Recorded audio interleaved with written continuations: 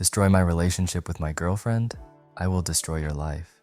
First, a little backstory. I'm a 24-year-old male with OCD who's somewhere in the middle of the autistic spectrum, so I had to deal with my fair share of crap and bad luck while I was a kid. I also can't read body language and can be extremely socially awkward, so needless to say, I didn't have much luck with women once I was old enough to want to start dating. I was only ever in one relationship while I was in college, and it ended so badly that I swore off dating completely for several years. However, once I got out of school and moved away from my home state to start at a new job, I decided to try my luck again. I didn't have any real expectations of success, but you never know, right? So I made an account on an online dating site and, what do you know, I started talking to a sweet young woman who lived less than a mile away from my apartment. Let's call her Jessica. We went on a date, and to my surprise, it went really well. Soon we began regularly dating, and I began to have very strong feelings for her. I even thought she might be the one. Maybe I was right. My revenge was not directed against her. I know there are a lot of stories about people getting back at cheating, manipulative exes, but this isn't one of them. No, my revenge story is about my twin sister, Julie. Of the two of us, Julie was used to being the normal one, and early on in my life, she appointed herself as her brother's keeper. She looked out for me when we were kids and even protected me from bullies. But as we grew older and I became more independent, I didn't need her hovering over me as much as I once did. I was always grateful for everything she did for me, but I began to resent the fact that she kept treating me like I was perpetually 5 years old. Things got even worse once Julie was in college.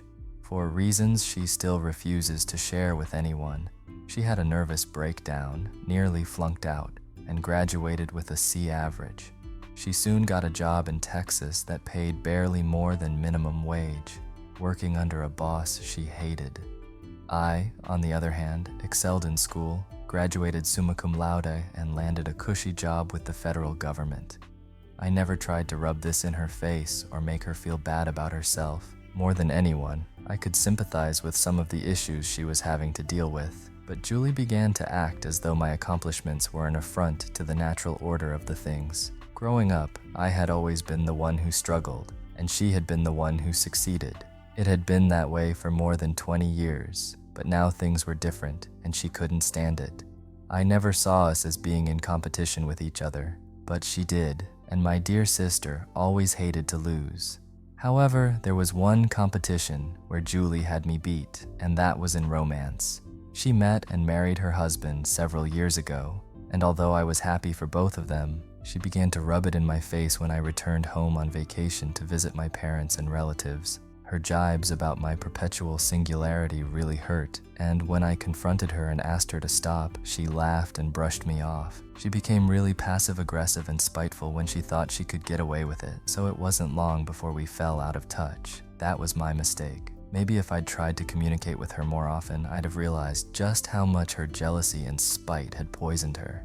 This continued until I met my girlfriend, and by the time I invited her to visit my family for the holidays, I was convinced that Jessica and I really had something good going. I was so excited for her to meet my parents and grandmother that I could barely sit still on the flight home. When we landed and got to the house, everyone received her warmly. I was certain this was going to be the best Christmas of my life. Julie was determined to make it the worst. Like I said earlier, I think she saw love as just another competition, one that she could smugly say she'd beaten me at until now. So to her, Jessica was a threat to what was left of our old sibling hierarchy, which meant she had to go. At first, my Christmas vacation seemed like a dream come true. Everyone loved Jessica, and the two of us were having a fantastic time. We threw snowballs, went Christmas shopping, the whole 9 yards. Even Julie seemed to be acting nicer toward me. I felt like I was on top of the world. But then, it all came crashing down. See, I have a personal laptop that I play games and stuff on, and Jessica was into that kind of thing as well. So of course I brought my laptop with me on the trip. I got some new games as a Christmas gift from my grandmother. So the day after Christmas, Jessica and I stayed up late playing together. Eventually, she got tired and went to bed, but I wanted to stay up and play a little more. That was a mistake, because when I finally crashed at 2 a.m. in the morning, I was so tired that I forgot to shut my computer off. Jessica was still sleeping when I woke up, so I went downstairs to have a late breakfast. Julie was already at the table, but she didn't say much until my girlfriend got out of bed about an hour later. Once she'd eaten, Jessica asked if she could use my laptop to play for a bit, and of course, I said yes. My laptop was sitting on a folding card table in the living, so I heard her go and sit down. But almost as soon as she did, Jessica yelled a string of expletives and stood up so fast that she nearly knocked the chair over. I asked her what was wrong, but she said nothing. Instead, she marched over to me, lifted her hand, and slapped me across the face. Tears were running down her cheeks. I was so shocked that I couldn't say anything, and while I was trying to wrap my head around the situation, Jessica began packing her things. I tried asking her, begging her to tell me what was wrong, but she refused to say anything, so I went over to my laptop to investigate. And when I did, I saw that all the tabs on my internet browser had been replaced with porn and adult dating sites. I felt the bottom drop out of my stomach and thought I was going to be sick. I grew up in a very puritanical household, and Jessica and I had both agreed to be abstinent until and if we got married, so there's no way I would betray her by looking at stuff like that. But judging from what was on the screen, you'd think I was a secret porn addict. That's when I realized that Julie must have snuck onto my laptop after I'd gone to bed and done this. I even thought I saw a smug grin tugging at one corner of her mouth, but she quashed it when she realized I was looking. I was absolutely devastated and desperate to explain the situation, but Jessica wouldn't hear any of it. She dumped me right then and there, bought a ticket on the next flight out of town, and went to stay in a hotel. I tried calling and texting her, but she quickly blocked me. My relationship was ruined, and if my parents and grandma had seen what Julie had done, I might have lost them too. Thankfully, my parents had left in a hurry that morning to run some errands in town, and my grandmother was still asleep. I knew what Julie had done, and she knew that I knew. Both of us also knew that I'd never be able to prove it. I felt heartbroken, destroyed, and utterly betrayed. And as I stood in the smoldering ashes of my romance with Jessica, I promised myself that I would make my sister suffer for what she'd done. But Julie was no fool. She'd be expecting retaliation. So, as difficult as it was, I made myself do nothing.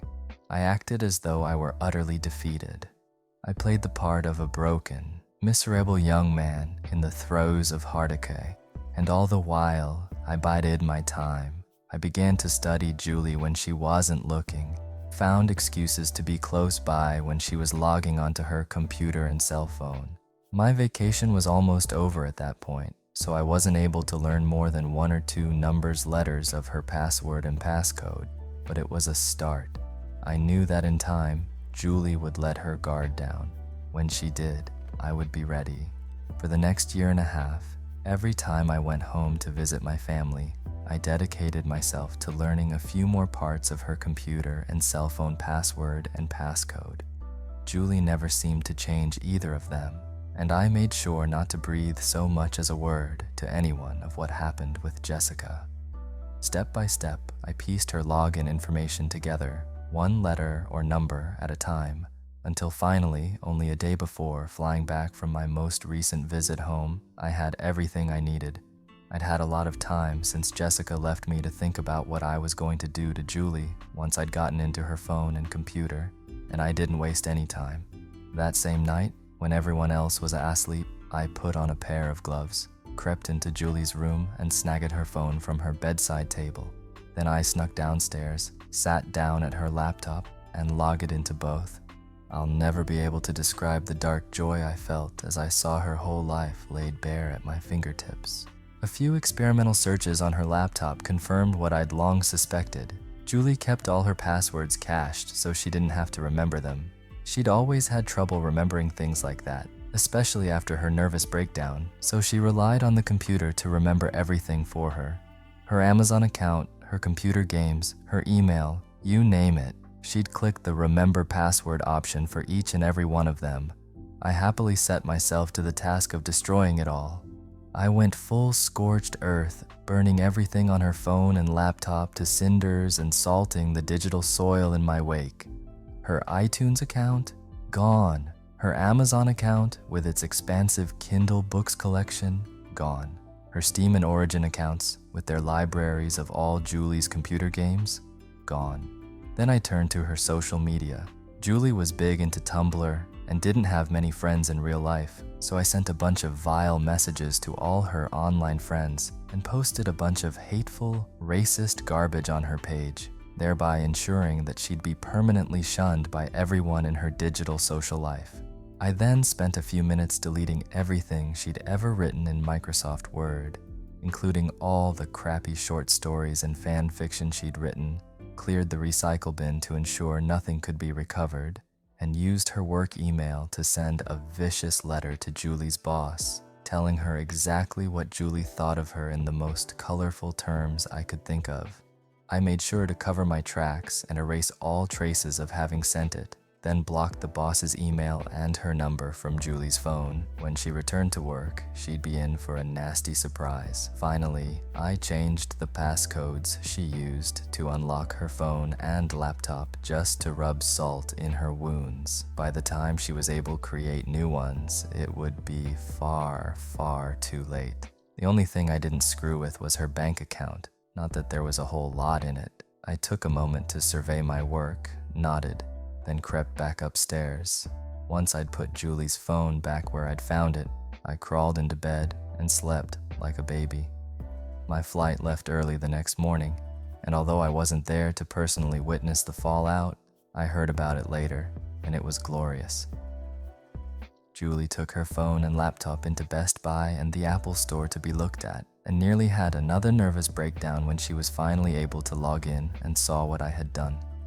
Julie's boss fired her as soon as she returned to work, and from what I hear, she went out of her way to personally make sure my sister couldn't find work again. Her Tumblr friends all blocked her and wrote to all their friends about what a terrible person she was, and when she logged back in, she discovered that she was now a complete pariah on the site. She was soon forced to move in with her husband, whom she's now completely dependent on. She's now an unemployed stay-at-home wife as a result of what I did to her, and that's been an absolutely crushing blow to her pride and whatever was left of her self-esteem. To someone who always prided herself on being a strong and independent woman, it's almost a fate worse than death. She called me up a few days after I left and screamed at me, but I said nothing and blocked her. She knows it was me, but I covered my tracks too well, and she can't even tell our parents or make a big stink about it because that would mean revealing to the whole family just what an awful person she really is. I feel absolutely no remorse, and I sleep soundly at night, knowing that I made her pay for what she did to me and Jessica. If anything, I still don't think she suffered enough, and whenever I have another opportunity to make her suffer, I'm gonna take it. She will weep a river of tears before I'm through with her, and I will drink it dry. Oh, and after she lost her job, Julie also got fat. Edit. Some are asking why I didn't use my sister's phone to contact Jessica and tell her everything. For a moment I considered doing that, but it's been more than a year since Jessica and I have spoken, and honestly, the more I thought about it, the more I realized we couldn't get back together even if both of us wanted to. Jessica wasn't willing to believe me and listen to me when I needed her most. What would happen if we got back together and I needed her to back me up again? And to be honest, I didn't do what I did to get back together with Jessica. My relationship with her is beyond repairing. I did it to even the scales and make my sister suffer, no more, no less. I guess what I'm trying to say is that I'm not angry with Jessica the way I am with my sister, but too much water has gone under the bridge, and too much time has passed for the two of us to get back together now. That ship has sailed. Before the second story, I'd like to ask you to subscribe to the channel. It's just one click for you, but it will be very pleasant for me. Thank you. Let's listen to the second story.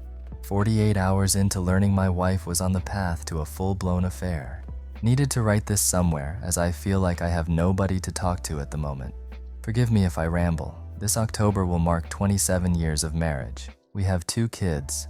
Daughter lives at home with us, recently married, while waiting for her husband's deployment to the Air Force. Our son is a Marine and lives on the opposite coast. We've had a rough patch for probably the last 6 months that is mainly based on me having ED. To be blunt, my wife wants a lot of sex, and there's only so far I can go. Tried multiple pills, and nothing has worked. Used toys, and tried to get creative, but for her, it's not the real thing.